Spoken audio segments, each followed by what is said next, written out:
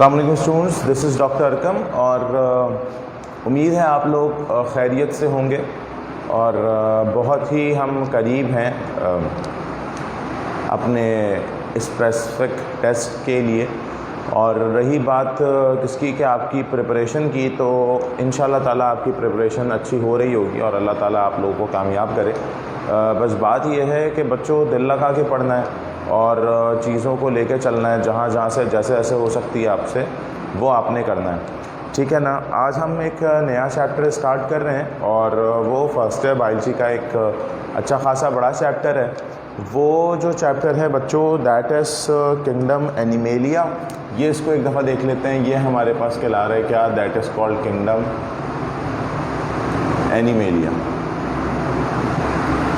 ठीक है बच्चों। तो इसको समझते हैं कि व्हाट इज़ किंगडम एनिमेलिया और किंगडम एनिमेलिया में हमारे पास क्या क्या चीज़ें आ जाती हैं, उनको एक दफ़ा डिस्कस कर लेते हैं। आप लोग पढ़ते भी आए हो चीज़ों को, आप लोग देखते भी आए हो। आज की क्लास के अंदर ज़रा हम किंगडम एनिमेलिया को डिटेल्ड में डिस्कस करेंगे कि व्हाट इज़ किंगडम एनिमेलिया। याद रहे बच्चों, ये बड़ा चैप्टर है किंगडम एनिमेलिया और इस किंगडम एनिमेलिया से बहुत सारे एमसीक्यूज़ बनते हैं, बहुत सारे क्वेश्चंस बनते हैं। तो बेसिकली आपने किंगडम एनिमेलिया को बड़े अच्छे से पढ़ना है। रही बात किंगडम एनिमेलिया की, तो याद है होगा आपको, मैंने आप लोगों को पढ़ाया था 5 किंगडम क्लासिफिकेशंस रॉबर्ट विटैकर का।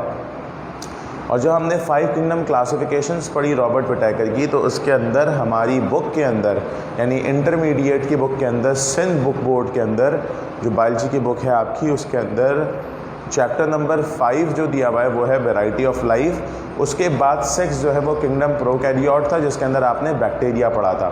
चैप्टर नंबर 7 जो था that is kingdom Protoctista. Chapter 8 जो था किंगडम फंजाई, फिर प्लांटी और फिर एनिमेलिया। तो बेसिकली समझाने का मतलब ये होता है कि बेसिकली ये हमारे पास क्लासिफिकेशंस होती हैं किंगडम की। इस तरीके से हम किंगडम्स को क्लासिफाई करते हैं और किंगडम्स को क्लासिफाई करने के बाद उनके डिटेल डिस्कशन करते हैं। याद रहे बच्चों कि जब आप 5 किंगडम क्लासिफिकेशंस को डिस्कस करते थे तो यहाँ पर जो बात आती थी वो क्या थी, उसको ज़रा एक दफ़ा समझिएगा। वो ये आती थी बच्चों कि जब आप 5 किंगडम क्लासिफिकेशंस को डिस्कस करते हैं तो उसको डिस्कस करने के बाद आपके दिमाग के अंदर एक पॉइंट जनरेट होता है कि भाई जब भी कभी हमने बात की कि हमने जितने भी जानदार हैं उन तमाम जानदारों को हमने डिवाइड कर दिया एक 5 बड़े बड़े ग्रुप्स के अंदर। That groups are individually called kingdom. तो वो हमारे पास किंगडम्स कहलाते हैं। वो जो किंगडम्स हैं बच्चों वो बेसिकली 5 किंगडम है और उन किंगडम को क्लासिफाई किया था रॉबर्ट विटैकर ने। और रॉबर्ट विटैकर ने जो क्लासिफाई किया था उसकी क्लासिफिकेशन के नतीजे में रॉबर्ट विटैकर को करेक्ट करने वाला जो था वो था मार्जुलिस एंड शॉर्ट्स, बिकॉज उसके अंदर कुछ ऑब्जेक्शन, उसके अंदर कुछ फ्लॉज थे जो कि रॉबर्ट विटैकर की किंगडम क्लासिफिकेशंस में थे। और लोगों को जो वो बात ट्रांसफ़र कर रहा था वो 95% तक करेक्ट थी, बट 5% जो उसमें फ़्लॉ था उस फ्लॉ को कन्वर्ट यानी उस फ्लॉ को जो करेक्ट किया वो करेक्ट किया मार्जुलिस एंड शॉर्ट्स ने। तो ये चक्कर था। तो आज के इस लेक्चर के अंदर हम जो चीज़ डिस्कस करने लगे हैं वो हमारे पास है क्या बच्चों, वो हमारे पास आ जाता है ये हमारे पास किंगडम एनिमेलिया। याद रहे कि किंगडम एनिमेलिया एक बहुत ही वास्ट टॉपिक है, बहुत ही बड़ा टॉपिक है और इस टॉपिक के अंदर आपको चंद चीज़ों का ख्याल रखना है। वो जो चंद चीज़ें जिसका आपने ख्याल रखना है वो दरअसल ये होती हैं कि इनके अंदर फाइलम्स के कैरेक्टरिस्टिक्स, फाइलम की क्लासेस, फाइलम के examples, these are very very important. उम्मीद है क्योंकि बेसिकली जो ए लेवल्स वाले बच्चे होते हैं उन्होंने कभी ये पढ़ा ही नहीं होता है। हमारे सेंट टेक्स्ट बुक वाले बच्चे वो फिर अच्छे से पढ़ लेते हैं क्योंकि उनकी जो बेस होती है वो इन एनिमेलिया के हवाले से बनती है। लेकिन जो ओ लेवल्स वाले बच्चे आते हैं हमारे पास, ए लेवल्स वाले बच्चे आते हैं, उनकी ये बेस नहीं होती, तो उनको तो भाई ये ध्यान से ही सुनना अगर हमारी क्लास में ऐसा कोई है तो।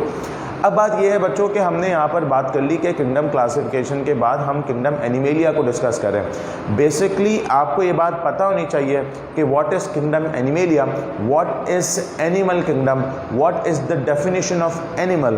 तो यहाँ पर एक सबसे पहली बात तो ये आती है कि आपसे अगर पूछा जाए कि भाई एनिमल की डेफिनेशन क्या होती है, तो आप बताएंगे कि भाई हमारे पास एनिमल क्या होता है। ठीक है। अगर यहाँ पर हम एनिमल की क्लासिफिकेशन या एनिमल की डेफिनेशन बताएं तो एनिमल की डेफिनेशन के बारे में बताया जाता है कि organism that is eukaryotic, that is अच्छा नहीं होगा, दैट आर कहें तो ज़्यादा बेहतर है। दैट आर यूकैरियोटिक यानी जिनके पास ट्रू न्यूक्लियस मौजूद है, और हेट्रोट्रॉफ्स जो अपना फूड खुद नहीं बनाते, यानी कि लैक क्लोरोफिल।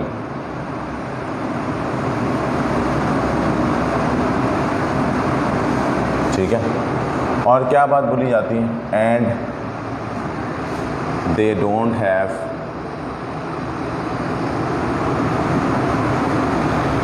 Cell wall. तो ना इनमें से किसी के पास सेल वॉल मौजूद है, ना क्लोरोफिल है, तो ये अपना फूड खुद नहीं बनाते, ये किसी और से फूड लेते हैं। That is why it is called kingdom animalia. ठीक है बच्चों, इनको किसका नाम देते हैं हम? इनको नाम दे रहे होते हैं किंगडम एनिमेलिया का। अच्छा, ये जब हमारे पास किंगडम एनिमेलिया हुई बात, तो किंगडम या एनिमल्स था, तो एनिमल्स की तो आपने कैरेक्टरिस्टिक्स फीचर की बात कर ली कि भाई ये जो बच्चों हमारे पास है, ये हमारे पास एनिमल है। यहाँ पे बताया जाता है तकरीबन इसकी बेहिसाब स्पीशीज़ मौजूद होती हैं, और एक बेसिक बात जो मैं आपको समझाना चाह रहा हूँ बच्चों, वो क्या है? वो ये है कि एनिमल में हमारे पास जो किंगडम्स होते हैं, याद रखिएगा जब हम किंगडम क्लासिफिकेशन की बात करते हैं तो किंगडम क्लासिफिकेशंस की बात करते वक्त हम बताते हैं कि हमारे पास जो है एनिमल की क्लासिफिकेशंस हमने डिस्कस करनी होती है। And when we discuss about the classification of an organism, तो किस तरह से हम ऑर्गेनिजम्स की या एनिमल की क्लासिफिकेशंस करते हैं, इनको ज़रा समझते हैं बच्चों। जब भी कभी हम क्लासिफिकेशन करते हैं एनिमल की, तो वो कुछ इस तरह से की जाएगी कि हमारे पास ये पता चला कि भाई ये हमारे पास क्लासिफिकेशन है एनिमल की, हमें क्लियर हो गया।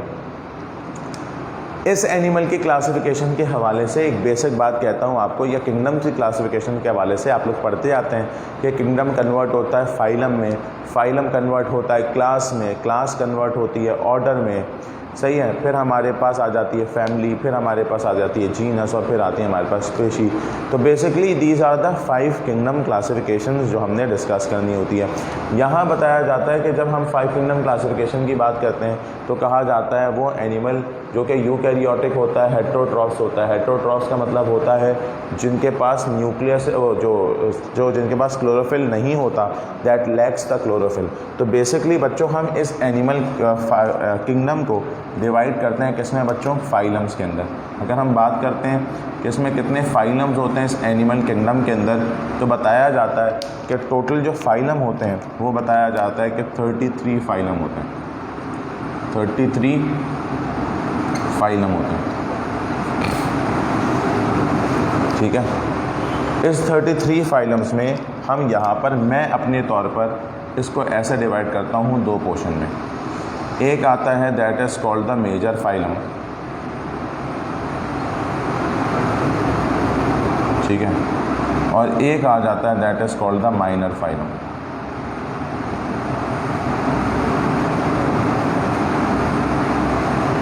एक आ गया मेजर फाइलम, दूसरा आ गया माइनर फाइलम। मेजर फाइलम में क्या होता है ज़रा समझिएगा। मेजर फाइलम में बच्चों बताया जाता है कि ये हमारे पास 9 फाइलम जो हैं, ये होता है मेजर फाइलम, सही। और जो माइनर फाइलम है वो होते हैं तकरीबन, जो रह गए मेरे ख्याल से 24 रह गए,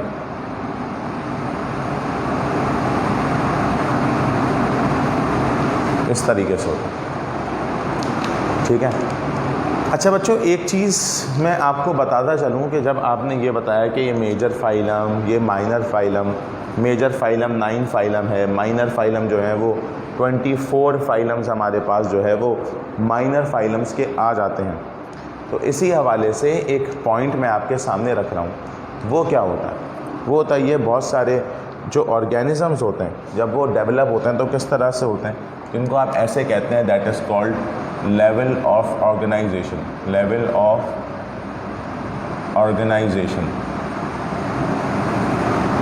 what are the level of organization. बच्चों जब भी कभी हम लेवल ऑफ ऑर्गेनाइजेशन की बात करते हैं तो आपको इस बात का पता है कि हमारे पास सबसे पहला आ जाता है क्या, आपको पता है कि भाई बेसिकली सेल होता है, सेल कंबाइन होता है, क्या बनता है, टिश्यू।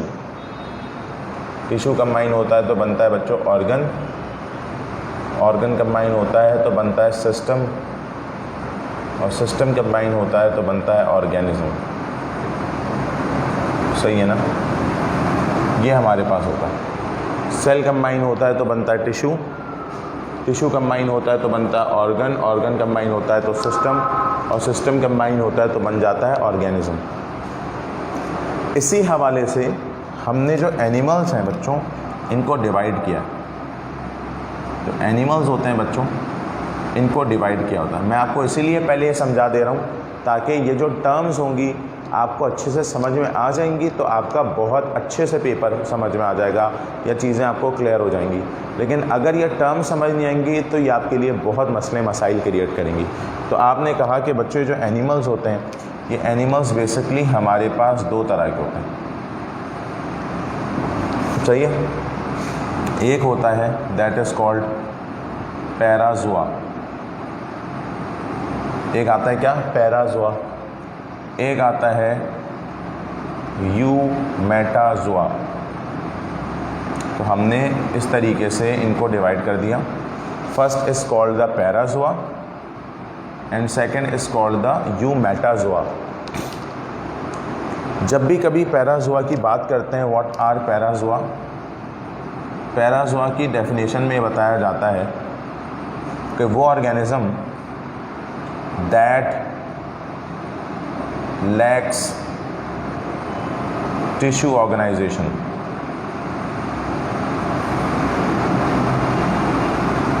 जिनके पास टिश्यू ऑर्गेनाइजेशन ना हो या एब्सेंट हो, इसको किसका नाम दिया जाता है, पैराज़ोआ का। यूमेटाज़ोआ क्या होता है, आपने कह दिया कि भाई animal that have tissue organization, that have tissue organization,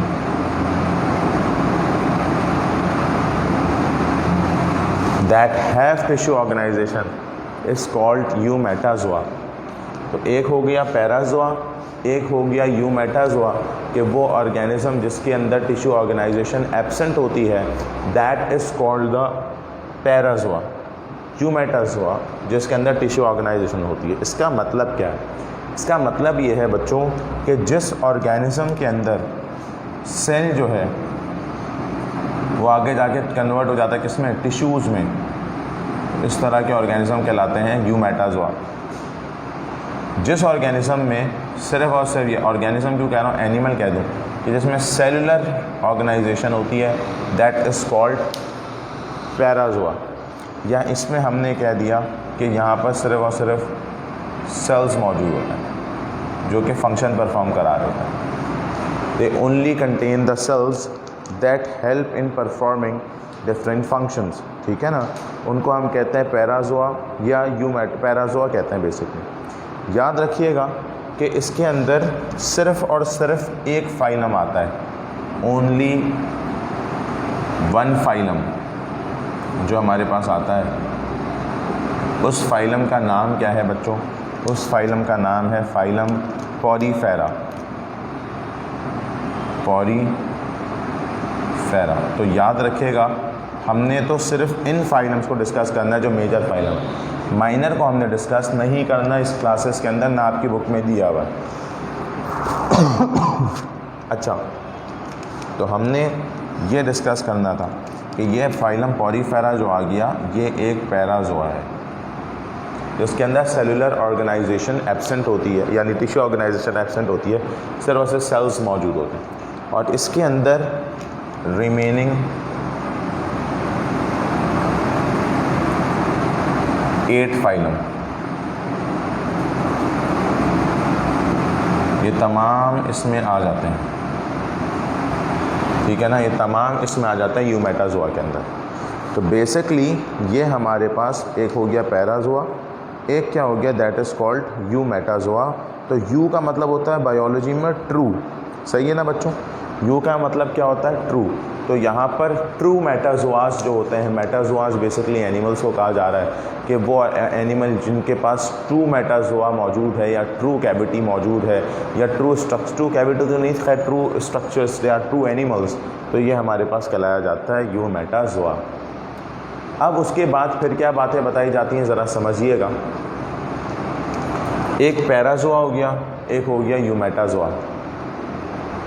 अब एक चीज़ ज़रा समझिए गौर से, वो जो बातें समझने की हैं बच्चों, वो क्या है, वो है ये कि जब हमने पैराजोआ की बात की, यूमेटाजोआ की बात की, तो यहाँ पर एक चीज़ ज़रा देखिएगा, वो क्या बातें आती हैं। वो आती हैं कि लेवल ऑफ ऑर्गेनाइजेशन के हवाले से फिर हमने एनिमल को प्रोटोपैराजोआ यूमेटाजोआ को डिस्कस किया। अब ज़रा समझिएगा, अब जो बात आती है वो क्या है, वो है ये कि इधर देखें सारे बच्चों, देखिएगा हमारे पास कुछ डेवलपमेंट होती है, डेवलपमेंटल स्टेज।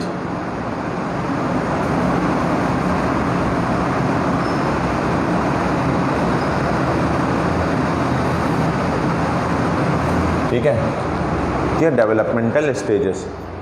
जब हम डेवलपमेंटल स्टेजेस की बात करते हैं तो बताया जाता है कि जो स्पर्म होता है बच्चों मेल की तरफ से, ये कंबाइन हो जाता है ओवम के साथ। तो when sperm combine with ovum it form a zygote, ऐसा ही होता है ना,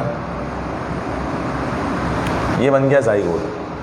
अब अगर मैं ज़ाइगोट का स्ट्रक्चर बनाऊं तो this is the structure of a zygote. Sperm के अंदर याद रखिएगा बच्चों, हाफ नंबर ऑफ क्रोमोसोम होते हैं, that is called haploid. Ovum में हाफ नंबर ऑफ क्रोमोसोम होते हैं, दैट इज़ कॉल्ड हैप्लॉइड। तो ये दो तो आपस में कहला रहे हैं हैप्लॉइड। जैसे ही बच्चों ये जो हैप्लॉइड होते हैं ये आपस में फ्यूज़ हो गए तो ये बन जाएगा हमारे पास एक डिप्लॉइड। ठीक है, मैं लिख भी देता हूँ ताकि आपके लिए आसानी हो जाए। इट इज़ कॉल्ड हैप्लॉइड, ठीक है, and this is called haploid. ये दो हैप्लॉइड आपस में फ्यूज़ करते हैं और ये जो बन गया बच्चों दिस इज़ कॉल्ड डिप्लॉइड। एक हो गया हैप्लॉइड और दूसरा क्या हो गया बच्चों, डिप्लॉइड। अब यहाँ पर होता ये है कि जब आपने हैप्लॉइड और डिप्लॉइड की बात की तो एक बेसिक बातें मैं आपको समझाता चल रहा हूँ, ज़रा देखिएगा। ये हुआ ये कि ये जब मैंने हैप्लॉइड लिया तो इस हैप्लॉइड के अंदर क्लीवेज होना शुरू हो गई। अच्छा, क्लीवेज कहते हैं ब्रेक डाउन को। ये देखिए, ये हो गई, ये ब्रेक डाउन हो रहा है। ये जो ब्रेक डाउन होना शुरू हुई तो इसकी ब्रेक डाउन होने के नतीजे में यहाँ हम कहते हैं कि कंप्लीट ज़ाइगोट क्लीव कर रहा है, तो इसको आप कहते हैं कंप्लीट क्लीवेज। Complete cleavage. अगर आपसे पूछा जाए कि सर व्हाट इज़ क्लीवेज, तो यहाँ देख लेते हैं कि क्लीवेज की डेफिनेशन क्या होती है। क्लीवेज को बताया जाता है break down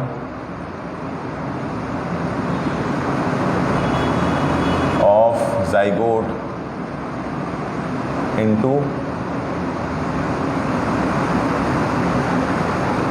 smaller cell, they are called blastomer. They are called blastomer. blastomer मतलब ये जो इंडिविजुअल सेल्स होते हैं ना बच्चों, इनको नाम दिया जाता है blastomer. एनीवेज, क्लीवेज जो है वो दो तरह का होता है बच्चों। एक होता है कंप्लीट, एक होता है इनकम्प्लीट। कंप्लीट वो होता है जो कि ह्यूमन के अंदर हो रहा है, पूरा का पूरा क्लीवेज ब्रेक डाउन हो रहा है, पूरा का पूरा ज़ाइगोट। लेकिन जो हैन होती है, जो चिक होता है डेवलपमेंट, उनमें जो है वो इनकम्प्लीट क्लीवेज होता है। कैसे होता है भी बता दूंगा आगे। कंप्लीट क्लीवेज को एक नाम और दिया जाता है, that is called holoblastic. Holoblastic cleavage. और इनकम्प्लीट को कहा जाता है मीरोब्लास्टिक क्लीवेज। मीरोब्लास्टिक क्लीवेज, सही हो गया। तो एक होता है होलोब्लास्टिक क्लीवेज और एक कहलाया जाता है मीरोब्लास्टिक क्लीवेज। अब जब होलोब्लास्टिक और मीरोब्लास्टिक क्लीवेज की बात आ गई तो यहाँ कहा जाता है this is called the complete cleavage, यानी कंप्लीट ब्रेकडाउन ऑफ जाइगोट। अब जब ये जाइगोट ब्रेकडाउन होता है मेरे बच्चों, तो यहाँ देखिएगा कि ये इस तरीके से डेवलप होता है, को नज़र आए तो बस। ये जो हिस्सा होता है ये एक मलबरी शेप स्ट्रक्चर डेवलप होता है बच्चों।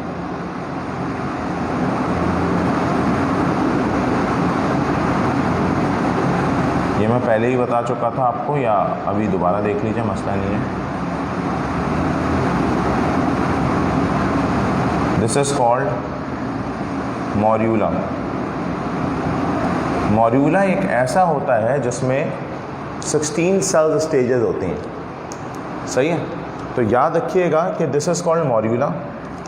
फिर मॉर्यूला के बाद फिर हमारे पास एक कैविटी, एक स्ट्रक्चर ऐसे डेवलप होता है जिसको आप क्या नाम दे रहे हैं भाई, मॉर्यूला के बाद इसमें नंबर ऑफ़ सेल इंक्रीज़ हो जाते हैं। जैसे ही बच्चों नंबर ऑफ़ सेल इंक्रीज़ हो जाते हैं,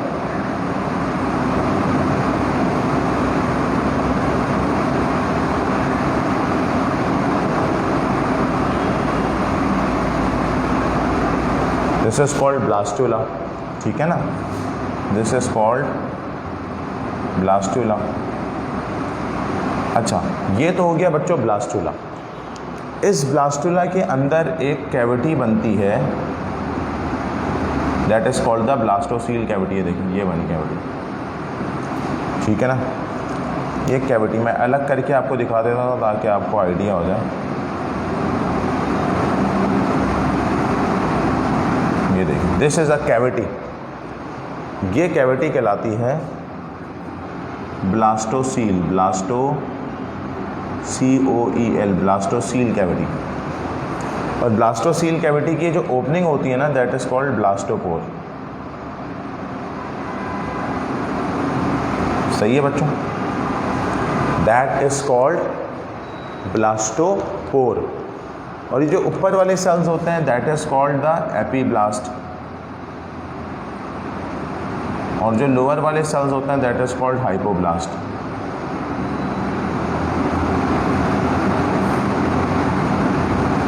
सही है बच्चों, यहाँ तक समझ आई बात। तो ये वाली इस तरीके से डेवलपमेंट होती है एपीब्लास्ट और हाइपोब्लास्ट की।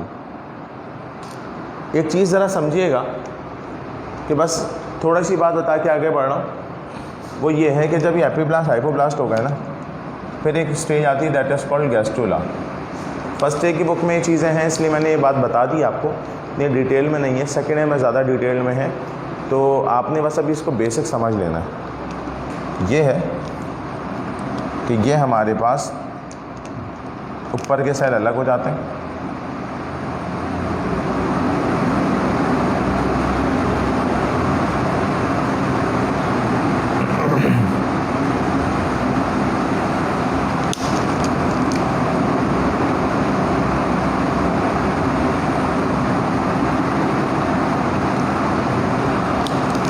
तेज़ी से बना रहा हूँ ताकि हमारा टाइम जो है वो इतना ज़्यादा कंज्यूम ना हो।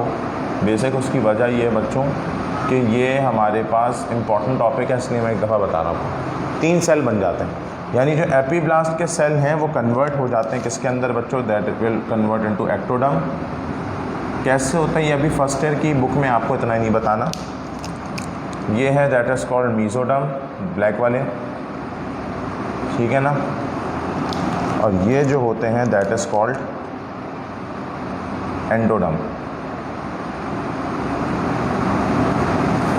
ठीक है। ये आपने बता दिया, यहाँ तक क्लियर है। ये डेवलपमेंट होती है, फिर इनसे आगे के स्टेजेस में डेवलपमेंट आती है, ठीक है बच्चों, समझ आई बात। अच्छा, ये मैं मिटाता हूँ, फिर आगे की बातों का भी डिस्कस करवाता हूँ।